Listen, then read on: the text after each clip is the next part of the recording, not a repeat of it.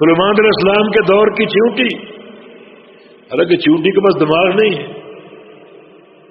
دماغ تو انسان کے پاس ہے اس 4 من کے سر میں، لیکن چیونٹی جو چیز سمجھ گئی وہ آج کا انسان نہیں سمجھا۔ مسند احمد میں حدیث ہے سلیمان علیہ السلام کے دور میں قحط سالی ہو گئی اور بارش تک رسائی ممکن نہ رہی، بارش کی دعا مانگنے کے لیے نکلے، ساری سپاہ آپ کے ساتھ تھی جن پر آپ کی حکومت تھی، جانوروں پر، درندوں پرندوں پر، سب آپ کے ساتھ تھے، دعا مانگنے کے لیے نکلے، اور جہاں دعا کرنی تھی وہاں ایک منظر دیکھا۔ وہ منظر اللہ رب العزت نے اپنے نبی کو بتایا کہ وہ چیونٹی وہ کیا کر رہی تھی اور کیسے کر رہی تھی۔ فرآ نملۃ، ایک چیونٹی کو دیکھا، مستلقیۃ علی ظہرہا، جو سیدھی نہیں اپنی پشت کے بل لیٹی ہوئی تھی، جس طرح چیونٹی چلتی ہے سیدھی وہ نہیں بلکہ الٹا، جیسے پشت اس کی زمین سے ٹکی ہوئی، رافعۃ ببعض قوائمها الی السماء، اور اپنی جو چھوٹی چھوٹی اس کی ٹانگیں اور ہاتھ انہیں وہ آسمان کی طرف پھیلائے ہوئے اٹھائے ہوئے۔ چونٹی کوئی علم کس نے دیا؟ اس کا معنی اللہ تعالیٰ کا علوم ایک فطری عقیدہ ہے۔ چونٹی پر کون سی کتاب اتری، یا کون سا نبی اس کی طرف مبعوث ہوا، یا کون سی آیات بینات اس کو دی گئی؟ لیکن اس چھوٹے سے جانور نے اس فطری عقیدے کو پہچان لیا کہ مجھ پر مشکل آ چکی، ہم پیاس سے مرنے والے ہیں، اور ہماری اس مشکل کو حل کرنے والا اوپر ہے، اوپر، نیچے نہیں، اوپر ہے۔ اور دعا کیا ہو رہی؟ اللہم انا خلق من خلق ولیس من غنی عن سقیاک، اے اللہ ہم تیری مخلوقات میں سے ایک مخلوق ہے اور ہمیں پانی چاہیے، پانی کے بغیر ہمارا گزارا نہیں، پانی عطا فرما۔ اب یہ ساری چیزیں آپ نے سن لی، چونٹی کی حیت قضائی، ہاتھوں کا آسمان کی طرف پھیلانا، اللہ تعالیٰ کو اس کے خالق ہونے کا واسطہ دینا، کسی نبی ولی کا، کسی پیر پیغمبر کا واسطہ نہیں، تجھے تیرے خالق ہونے کا واسطہ، ہمیں پانی پلا، ہماری پیاس دور کر، ہمارا فاقہ دور کر۔ اللہ نے فوراً دعا قبول کر دی۔ سلیمان علیہ السلام فرماتے ہیں ارجعوا لقد سقیتم بدعوۃ غیرکم، لوٹ چلو، واپس چلو، تم سے قبل چونٹی دعا کر چکی اور اللہ نے قبول کر لی، چونٹی کی دعا قبول ہو چکی۔ ایک چونٹی کی دعا اللہ تعالیٰ نے قبول کر کے دنیا کی سب سے بڑی حکومت کو تباہی سے بچا لی۔ سلیمان علیہ السلام کو جو حکومت ملی کسی اور کو حاصل نہیں ہوئی، سب سے بڑی حکومت، اور اللہ نے بچا لیا ایک چونٹی کی دعا قبول کر۔ تو غور کیجئے چونٹی کا عقیدہ کیا ہے، اور یہ مسئلہ کس طرح ایک فطری مسئلہ ہے کہ جانور بھی جانتے ہیں کہ ہمارا مشکل کشا ہمارے درمیان نہیں پھر رہا، آسمانوں پر ہے، اپنے عرش پہ مستوی۔ یہ سارے دلائل اللہ تعالیٰ کے علوم کے ہیں۔ آپ نے کتنی آیات سنی، آپ نے کتنی آیات پڑھی۔ اللہ تعالیٰ ہمارا ہم بارش اتارتے ہیں، اتارنا اوپر سے نیچے ہوتا ہے، ہم کتابیں نازل کرتے ہیں اور نازل کرنا اوپر سے نیچے ہوتا ہے۔ علوم کے دلائل کہ اللہ تعالیٰ اوپر، اللہ کے پیارے پیغمبر کو معراج ہوا، کہاں آپ گئے؟ اگر اللہ ہر جگہ ہے تو وہی ملاقات سامنے ہے، اوپر کیوں گئے؟ پہلا آسمان، دوسرا آسمان، تیسرا آسمان، حتیٰ کہ 7واں آسمان، پھر بلندی جو اللہ نے چاہی، اوپر کیوں گئے؟ واپس نیچے اترے، راستے موسیٰ علیہ السلام ملے چھٹے آسمان، کہ اللہ نے کیا تحفہ دیا؟ فرمایا 50 نمازیں فرض کی، 50 نمازوں کا تحفہ لے کر آ رہا ہوں۔ فرمایا کہ انی جربت بنی اسرائیل، میں نے بنی اسرائیل کا تجربہ کیا ہوا، 2 نمازیں اللہ نے فرض کی تھی اور وہ نہیں پڑھ سکے، حالانکہ طاقت میں، قوت میں وہ تم سے کہیں زیادہ تھے، 2 نمازیں نہیں پڑھ سکے، تم 50 کیسے پڑھو گے؟ سل ربا کا تخفیف، اپنے رب سے تخفیف کا سوال کرو کہ اللہ تعالیٰ آسانی کر دے، پھر اوپر گئے۔ پھر نیچے آئے. حدیث میں کہ اللہ تعالیٰ نے 5 نمازیں اور بعض حدیث میں 10 نمازیں کم کر دی. موسیٰ نے پھر کہا اور تخفیف مانگو، پھر اوپر گئے، پھر نیچے آ رہے ہیں، پھر اوپر، پھر نیچے، پھر اوپر. اوپر نیچے کیوں؟ خالق کائنات کا ایک مکان ہے، اپنے عرش پہ مستوی. اگر ہر جگہ ہے تو بار بار اوپر جانا پھر نیچے آنا، کیا اس کا معنی؟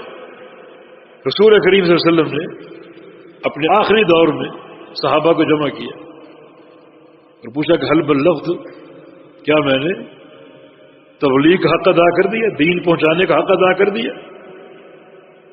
صحابہ نے عرض کیا نعم بلغت وادیت ونصحت. آپ نے تبلیغ فرما دی اور خیر خواہی کر دی اور حق ادا کر دی. رسول اللہ صلی اللہ علیہ وسلم نے اوپر انگلی اٹھائی، اللہم اشہد، یا اللہ گواہ رہنا، یا اللہ گواہ رہنا کہ میری قوم اقرار کر رہی ہے، اعتراف کر رہی ہے کہ میں نے پورا دین پہنچا دیا.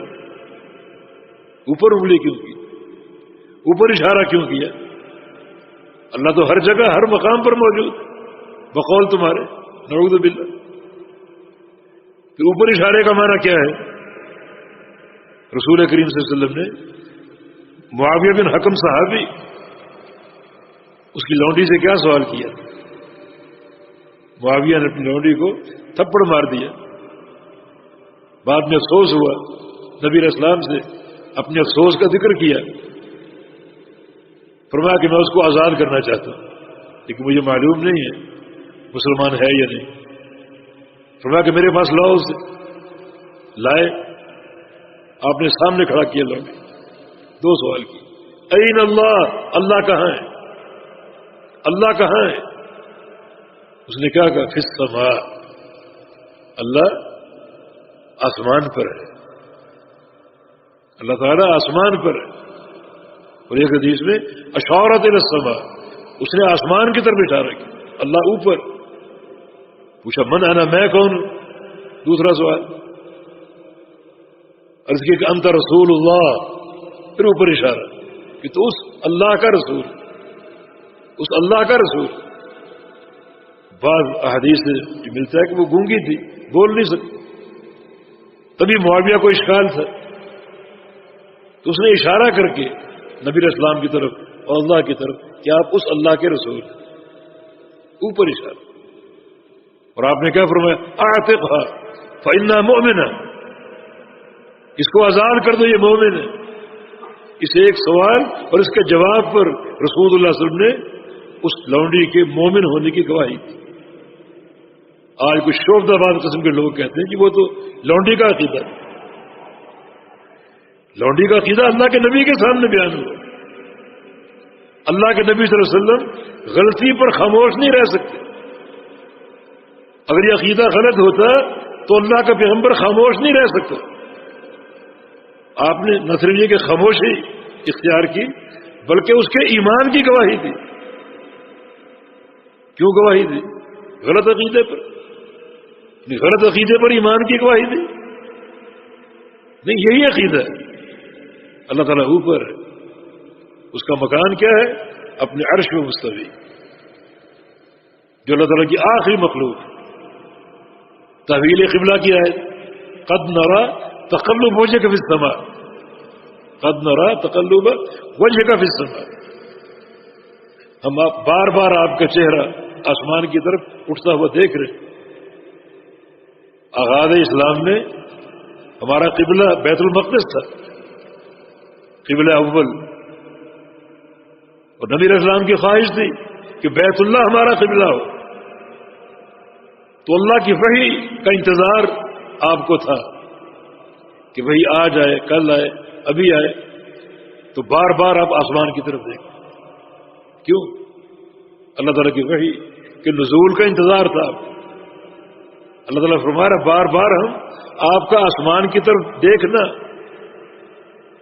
چہرے کو اوپر کرنا، اٹھانا، ہم بار بار دیکھ رہے ہیں. کیوں؟ اگر اللہ ہر جگہ ہے تو اوپر دیکھنے کا کیا معنی؟ تو حقیقت یہ ہے کہ اللہ تعالیٰ کے مقام کو اور اس کے وقار کو پہچاننا. قیامت کے دن بھی جب جنتی جنت میں داخل ہو جائیں گے. حدیث میں آتا ہے کہ سطح لہم نور، ایک دن اچانک ان پر نور پڑے گا، نور پڑے گا. حدیث طویل ہے. فرفعوا ابصارهم، جنتی اپنی نگاہوں کو اونچا کریں. فرفعوا رؤوسهم کے الفاظ، اپنے سروں کو اٹھائیں گے اوپر. کیوں؟ قیامت کے روز بھی اللہ رب العزت کے لیے علو ہے کہ علو اس کی ذاتی صفت ہے، ہمیشہ اس کے لیے علو اس کی ذاتی صفت ہے. تو اللہ رب العزت ان پر جھانکے گا اوپر سے. قیامت کے دن بھی علو ہے. یہ تمام دلائل اس بات کا ثبوت ہے کہ اللہ رب العزت کے لیے جہت علو. باقی اللہ کا ہر جگہ ہونا، ہر مقام پر ہونا بذات ہی یہ اس کی شان میں گستاخی. اس کا علم ہر جگہ، احاطہ، قدرت ہر مقام پر موجود، اور کوئی ایک ذرہ بھی اس کے احاطے سے خارج نہیں. تو بذات ہی اپنے عرش پر ہے، اور بعلم ہی و قدرت ہی پوری کائنات کا احاطہ کیے. نبی علیہ السلام کی حدیث ہے کہ ان اللہ یستحی من العبد اذا رفع یدیہ الى السماء ان یردہما صفرا، کہ اللہ تعالیٰ کو شرم آتی جب کوئی بندہ اپنے ہاتھوں کو اٹھائے اوپر آسمان کی طرف، اللہ تعالیٰ کی طرف، اور اللہ اس کو خالی لوٹا دے. اللہ تعالیٰ شرماتا ہے اس سے، بندے کی دعا قبول کرتا ہے. یہاں بھی ہاتھوں کو اوپر اٹھانا یہ فطری، عقلی اور اللہ تعالیٰ کی وحی سے، بلکہ بعض علماء نے ابن قیم وغیرہ نے کہ اللہ تعالیٰ کی علو اور عرش پہ استواء کے دلائل کم و بیش 1000 دلائل، 1000. ہمارے شیخ رحمہ اللہ بدیع الدین السندھی رحمہ اللہ، ان کی ایک مقصود کتاب ہے توحید خالص کے نام، 600 صفحے کی کتاب ہے، اور اس میں 2 مسائل پر بحث. ایک اللہ تعالیٰ کا علو کہ اللہ اوپر ہے، بلندی پر ہے، کہ اس کے شیان شان ہے، اور تقریباً 400 کے قریب صفحات اس مسئلے پر ہے، اور سینکڑوں دلائل پیش کی. اتنا علم ہم نے اور کہیں نہیں دیکھا. دوسرا مسئلہ دعا میں وسیلے کا، کہ شخصی وسیلہ بدعت، اس پر بھی سینکڑوں دلائل جو ہیں وہ تحریر کیے ہیں. توحید خالص نام کی کتاب یہ قابل مطالعہ ہے، جس میں صحیح معنی میں اللہ تعالیٰ کی شان اور اس کی ذات کی ایک تعریف اور تعارف ہمارے سامنے آئے گا. تو آج جو آپ نے آیات سنی ہے ان پر غور کر لیجیے. یا عیسیٰ انی متوفیک ورافعک الیہ، اللہ تعالیٰ فرمایا عیسیٰ میں تجھے وفات دینے والا ہوں اور تجھے اپنی طرف اٹھانے والا ہوں. وفات بالکل درست ہے.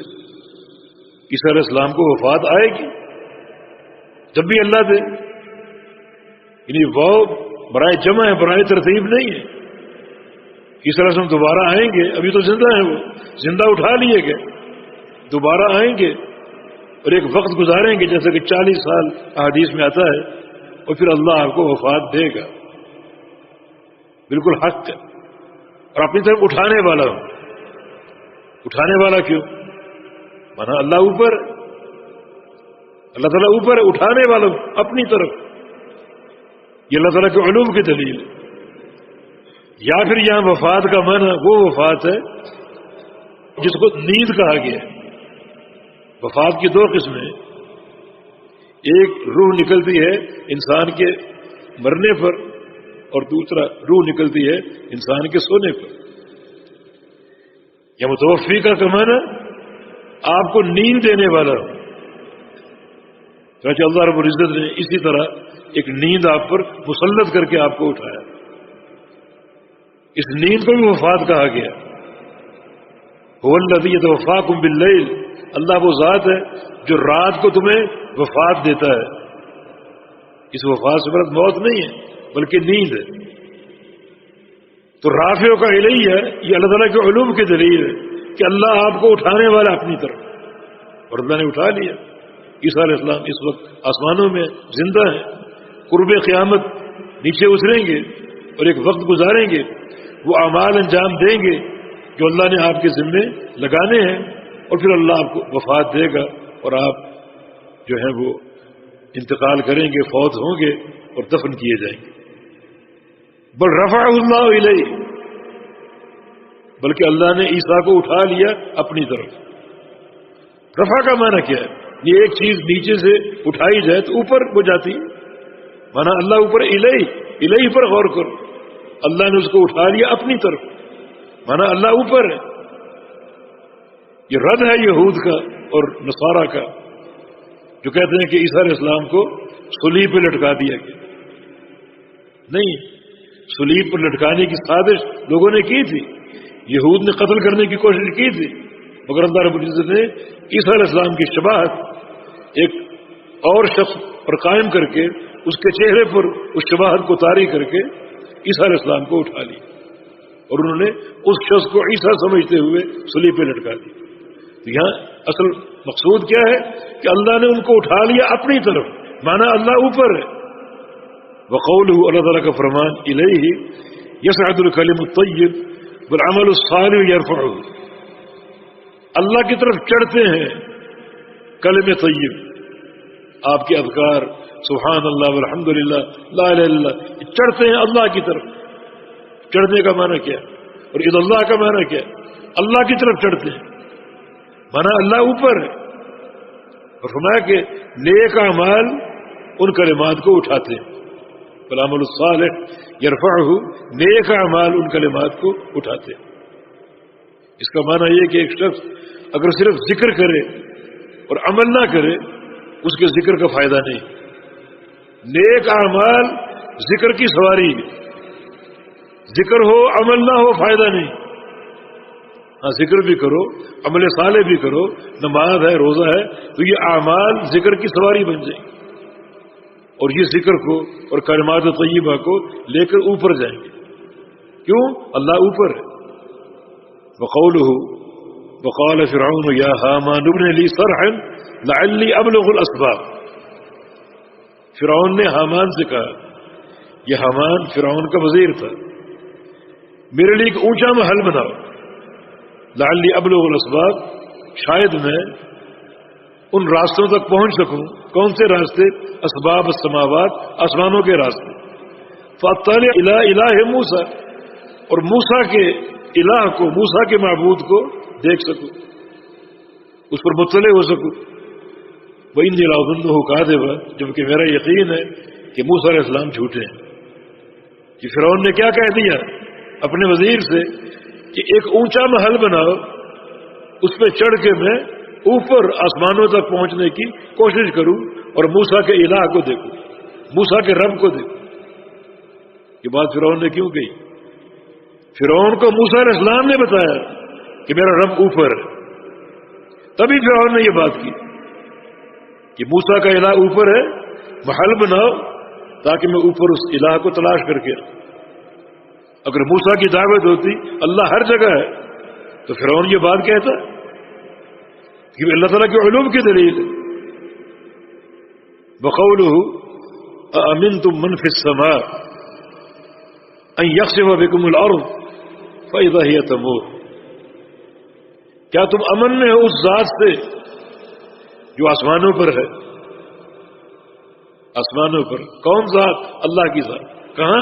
آسمانوں پر۔ کتنی صراحت ہے۔ یہ ہوتا اگر آپ کا عقیدہ درست ہوتا کہ اس ذات سے تم کیا امن میں ہو جو ہر جگہ موجود، نہیں، جو ذات آسمانوں پر ہے، جہت علوم، آسمانوں، یہ فی کا معنی میں، آسمانوں میں۔ اگر آسمان سے مراد یہ آسمان لیں جو اللہ نے بنائے ہیں، 7 آسمان، تو پھر یہ فی علا کے معنی ہے۔ اس کو بولتے ہیں تناوب۔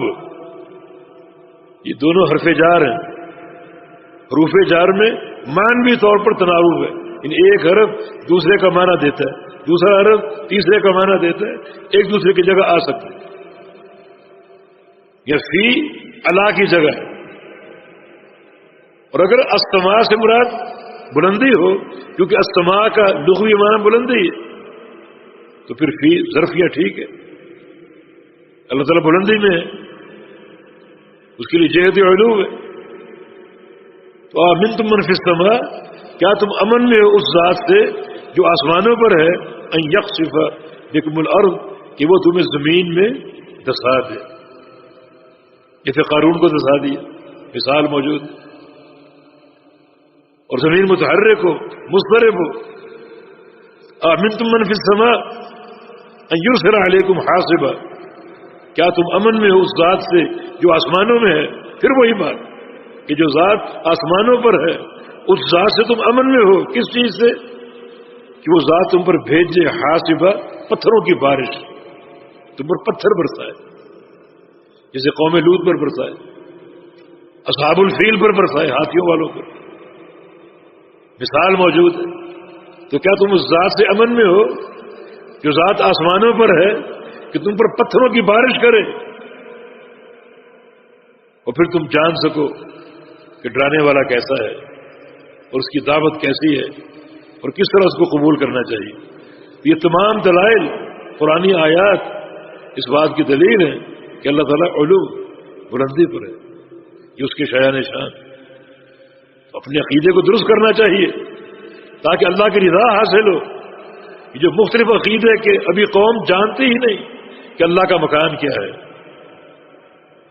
اتنا بڑا اعتقادی انحراف کہ اللہ ہر جگہ حاضر ناظر، بلکہ اللہ کو مخلوق میں حلول ماننا، یہ حلولیہ صوفیہ کا عقیدہ، مخلوق کو پیدا کر کے مخلوق میں داخل ہو جاتا ہے، یہ اللہ کا مقام، ہر جگہ وہ موجود ہے، جگہ تو ہر قسم کی، پاک بھی ناپاک بھی، کچرا کا بھی ہے، بیت الخلا بھی، یہ اللہ کی شان ہے۔